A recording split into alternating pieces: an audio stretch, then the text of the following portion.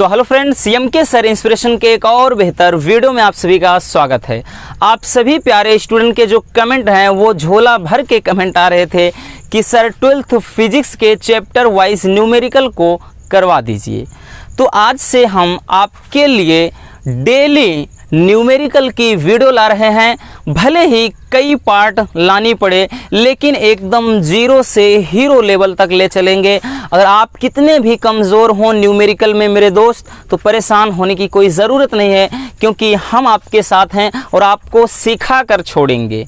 तो आप तैयारी में लग जाइए और आज से भले ही कई पार्ट हो जाएगी लेकिन हम पार्ट 1, पार्ट 2, पार्ट 3 करके सारे इम्पोर्टेंट न्यूमेरिकल्स को कवर करेंगे। अब आपके माइंड में क्वेश्चन होगा कि सर फार्मूला हमें नहीं पता होता है। डोंट वरी, इस वीडियो के डिस्क्रिप्शन में जाइए, आपको पूरे फिजिक्स का फार्मूला मिल जाएगा। उसे आप कॉपी में अच्छे से नोट कर लीजिए और जब भी न्यूमेरिकल लगाना होगा लेकर ऐसे बैठ जाइए। यही तो होती है तैयारी, है ना। चलिए यहाँ से पहला क्वेश्चन देखते हैं। और सारे के सारे क्वेश्चन दोस्तों पिछले 10 से 15 ईयर के जो क्वेश्चन पेपर हैं उनमें से ही हमने पिक किया है और ऐसा मज़ेदार क्वेश्चन शायद ही आपको कहीं पर मिल जाए। पहला क्वेश्चन कह रहा है, स्क्रीन पर आप देख लीजिए क्वेश्चन है। क्वेश्चन कह रहा है कि 3.2 कूलाम आवेश कितने इलेक्ट्रॉन द्वारा निर्मित होगा। कह रहा 3.2 कूलाम आवेश कितने इलेक्ट्रॉन द्वारा निर्मित होगा। तो जनाब हमें नहीं पता है, तो यहाँ से सबसे पहले 3.2 कूलाम आवेश क्या होता है, क्यों होता है, यानी जो पहला क्वेश्चन है इसमें दे क्या रखा है दोस्तों, क्यू का मान दे रखा है 3.2 कूलाम आवेश। आगे कह रहा है कि कितने इलेक्ट्रॉन द्वारा, इलेक्ट्रॉन नंबर्स ऑफ इलेक्ट्रॉन यानी इलेक्ट्रॉन द्वारा हमें नहीं पता है, और कितने इलेक्ट्रॉन, और इलेक्ट्रॉन पर आवेश चार्ज कितना होता है आपको पता है 1.6 × 10⁻⁻19। तो इसमें करना क्या है, आपको कह रहा है कितने इलेक्ट्रॉन द्वारा यानी इलेक्ट्रॉन की संख्या पूछ रहा है। तो फार्मूला क्या होता है, फार्मूला होता है Q बराबर N × E। Q बराबर N × E। Q क्या है, आवेश है, N क्या है, नंबर्स ऑफ इलेक्ट्रॉन है, E क्या है, इलेक्ट्रॉन पर आवेश है। ठीक, तो N का मान पूछ रहा है दोस्तों, N बराबर क्या हो जाएगा Q/E, है ना। पक्षांतर करेंगे इसके नीचे आएगा। एकदम जीरो लेवल से बताएंगे मेरे दोस्त, आपको सारा कॉन्सेप्ट आपके माइंड में घुस जाएगा। परेशान होने की ज़रूरत नहीं है, इसके अलावा आपको कोई वीडियो ही नहीं ढूंढनी पड़ेगी, है ना। तो यहाँ से N बराबर निकालेंगे। N बराबर Q का मान दे रखा है कितना, 3.2 दे रखा है, और E का मान दे रखा है 1.6 × 10⁻⁻19, है ना। ये इलेक्ट्रॉन पर चार्ज होता है। तो यहाँ से 16 दूनी 32 आप काट दीजिए, है ना। दशमलव समान अंक पे इसलिए दशमलव का लफड़ा ही खत्म। तो N बराबर कितना हो गया 2, और ऊपर ये जाएगा 10 के घात, ये -19 है, ऊपर 10 के घात 19। ये क्या आ गया, नंबर्स ऑफ इलेक्ट्रॉन यानी इलेक्ट्रॉन की संख्या। इतने इलेक्ट्रॉन क्या होंगे, यानी इतने इलेक्ट्रॉन द्वारा 3.2 कूलाम का आवेश क्या है, बना हुआ है। बात आई समझ में। चलिए दूसरा क्वेश्चन देखते हैं। क्वेश्चन नंबर 2 आपके स्क्रीन पर दिखाई पड़ रहा होगा। कह रहा है कि एक समान वैद्युत क्षेत्र में स्थित द्विध्रुव आघूर्ण पर लगने वाला बल आघूर्ण अधिकतम कब होगा। ये क्वेश्चन 2022 में पूछा गया क्वेश्चन है दोस्तों, कि एक समान वैद्युत क्षेत्र में स्थित द्विध्रुव आघूर्ण पर लगने वाला बल आघूर्ण अधिकतम कब होगा। तो सबसे पहले कह रहा जब बल आघूर्ण की बात कर दिया तो हमें करना क्या है। क्वेश्चन नंबर 2 यहाँ देख लेते हैं। बल आघूर्ण की बात कर दिया, जब बल आघूर्ण के लिए ध्यान देना दोस्तों, बल आघूर्ण तो द्विध्रुव आघूर्ण मतलब यहाँ से वैद्युत क्षेत्र में रखे द्विध्रुव आघूर्ण पर लगने वाला जो बल आघूर्ण होता है वो होता है टाउ बराबर PE sin थीटा, है ना। टाउ बराबर PE sin थीटा होता है। तो कह रहा है कि जो लगने वाला ये बल आघूर्ण होता है अधिकतम कब होता है। तो सिचुएशन अप्लाई क्या होगी दोस्तों, जब भी अधिकतम की बात कहे, अधिकतम की बात बोले तो अधिकतम के लिए हो जाएगा दोस्तों थीटा बराबर 90 डिग्री। तो टाउ बराबर क्या रखेंगे, PE sin यहाँ 90 डिग्री रखेंगे तो ऐसी सिचुएशन में टाउ क्या हो जाएगा, मैक्सिमम हो जाएगा, यानी टाउ मैक्सिमम बराबर क्या हो जाएगा, केवल PE, यानी साइन 90 अंश का वैल्यू तो कितना हो जाएगा, 1 हो जाएगा। तो टाउ मैक्सिमम बराबर क्या हो जाएगा, PE। ये क्या हो जाएगा, अधिकतम बलाघूर्ण के लिए व्यंजक आपके सामने है ना। चलिए तीसरा क्वेश्चन है, तीसरा क्वेश्चन भी काफ़ी मज़ेदार है और तीसरा क्वेश्चन भी आप स्क्रीन पर देख लीजिए, आपके सामने है। कह रहा है कि एक निश्चित बिंदु पर स्थित बिंदु आवेशों के बीच की जो दूरी है आधी कर दी जाए, है ना, तो वैद्युत बल क्या होगा। अब ध्यान से समझिएगा दोस्तों, ध्यान से समझिएगा। क्वेश्चन नंबर 3 है, क्वेश्चन नंबर 3 है। मान लेते हैं एक बिंदु आवेश यहाँ पर है, एक बिंदु आवेश यहाँ पर है, इसके बीच की जो दूरी है ना, यहाँ पे Q1 है और यहाँ पे Q2 है और इसके बीच की दूरी होती है R, हम सभी को पता है। लेकिन कह क्या रहा है कि जो ये दूरी है जनाब, ये दूरी आप क्या कर दीजिए, आधी कर दीजिए, यानी जो दूरी है वो क्या करना है, हमें आधी कर देना है। तो ऐसी सिचुएशन में इनके बीच लगने वाला बल क्या होगा। हमें पता है कि कूलाम के नियम से जो F बराबर क्या होता है, एकदम बेसिक लेवल से लिख चलते हैं, ठीक है ना, 1/4 पाई एप्सिलॉन नॉट, उसके बाद Q1 Q2 अपान R स्क्वायर। ये होता है कूलाम्स लॉ, यानी कूलाम का नियम होता है। इसमें आपको पता है दोस्तों, जो लगने वाला बल होता है, आकर्षण अथवा प्रतिकर्षण जो बल होता है, वो इनके बीच की दूरी के वर्ग के क्या होता है, व्युत्क्रमानुपाती होता है ना ये। और यही कह रहा है, यहाँ से ध्यान देना, इसी के माध्यम से आप लगा लेंगे।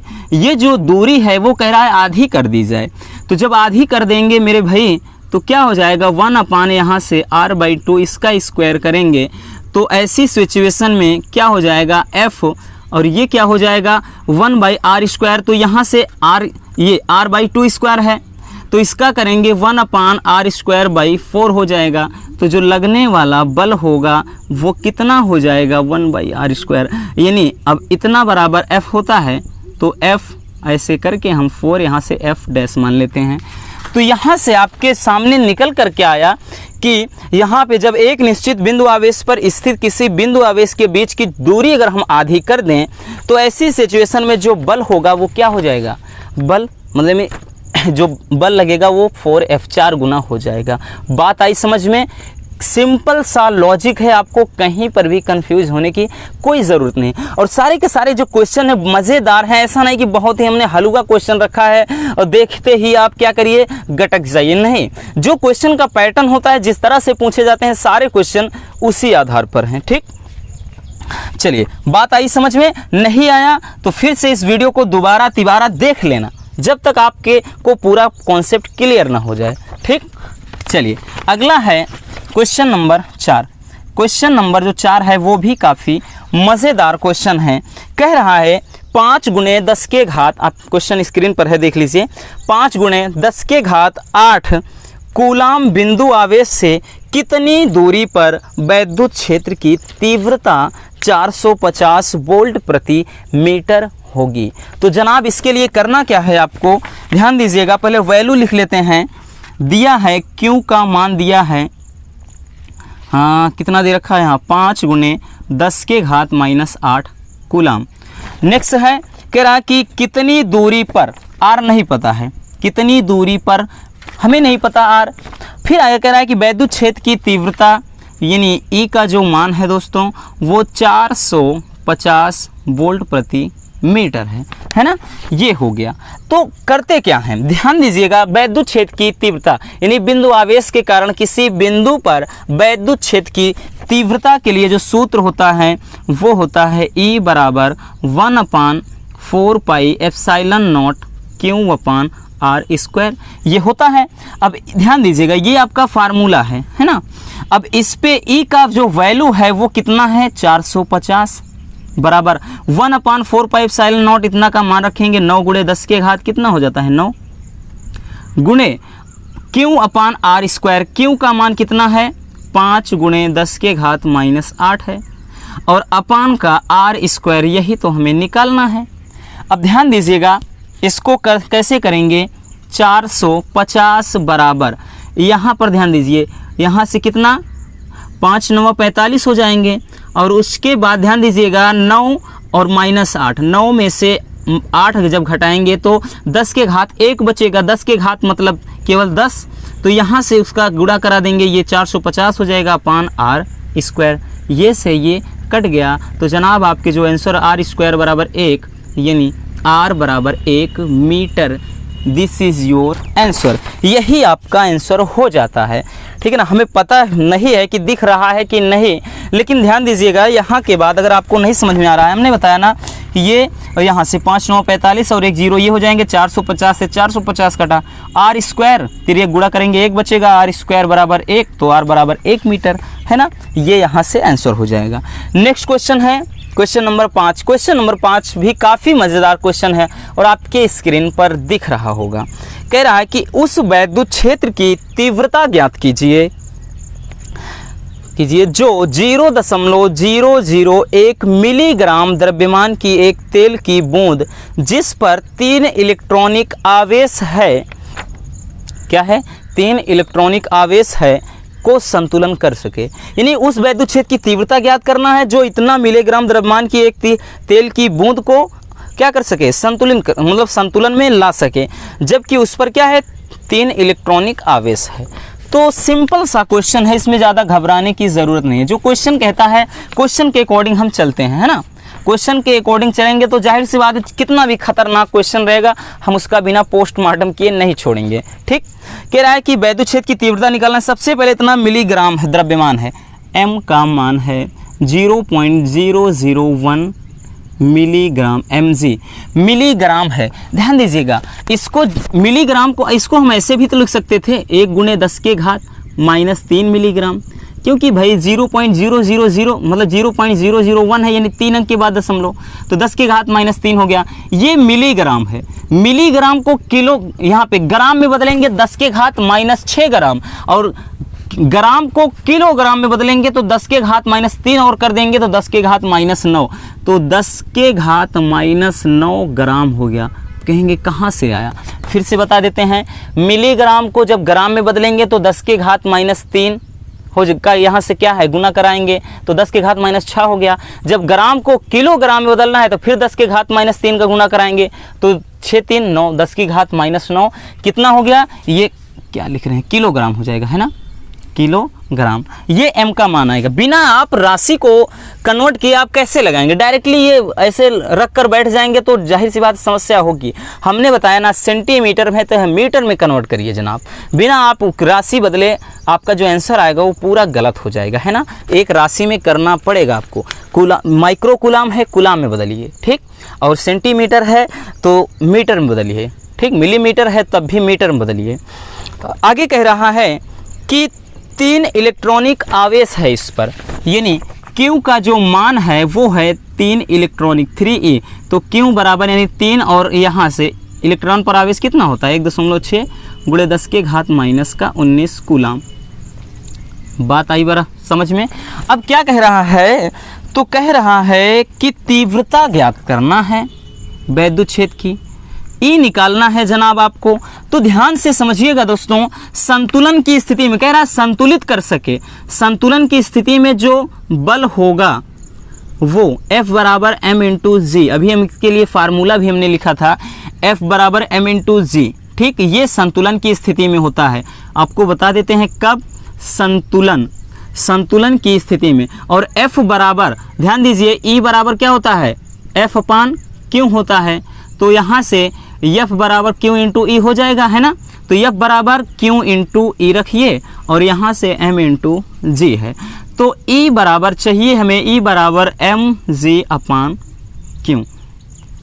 तो E बराबर m का मान कितना है 10 के घात -9, है ना, 10 की घात -9। G का मान कितना है, G का मान दिया है, तो G का मान, हाँ G का मान क्या है, जो यहाँ पे गुरुत्वाकर्षण जो मतलब इसमें गुरुत्वीय त्वरण है, इसका जो मान है 9.8 मीटर पर सेकेंड स्क्वायर, क्योंकि लगभग में 10 होता है लेकिन यहाँ पर लिखना भूल गए, यहाँ पर 9.8 ही मान दिया है, ठीक, यहाँ पर रखिए। अब इधर देखिए, इसको ध्यान दीजिएगा दोस्तों, तो E e बराबर ये 10 के घात माइनस का 19 है, ये 10 के घात माइनस का 9 है। ये माइनस से जब माइनस नीचे है ऊपर ले जाओगे प्लस 19 होगा। 19 में से 9 गए कितना 10, तो 9.8 इंटू 10 की पावर 10, इसको सही से लिख दीजिए। ठीक, बात समझ में आई। 10 कहाँ से आया, ये 9 है, 10 के घात माइनस 19 है, ये नीचे से जब ऊपर गया तो ये प्लस हो जाएगा। प्लस 19 में से आप 9 घटाओगे 10 बचा, और नीचे 16 तियाँ 48 है ना, 16 तियाँ 48 यानी 4.8 काटेंगे, 2 बार में कट जाएगा। तो आपका जो आंसर निकल कर आया E बराबर 2 गुणे 10 के घात 10 कूलाम प्रति मीटर है ना। क्या हो जाएगा E बराबर, ठीक है ना, सॉरी न्यूटन प्रति कूलाम लिखेंगे, क्या लिख रहे हैं भाई, क्योंकि वैद्युत क्षेत्र की तीव्रता का मात्रक लिखना है, तो ये हो जाएगा न्यूटन प्रति कूलाम। यही आपका क्या हो जाएगा, राइट आंसर हो जाएगा। आई होप कि जो जितने भी क्वेश्चन थे आपके समझ में आ गए होंगे। तो सबसे पहले आप इनको स्क्रीनशॉट कर लीजिए, है ना।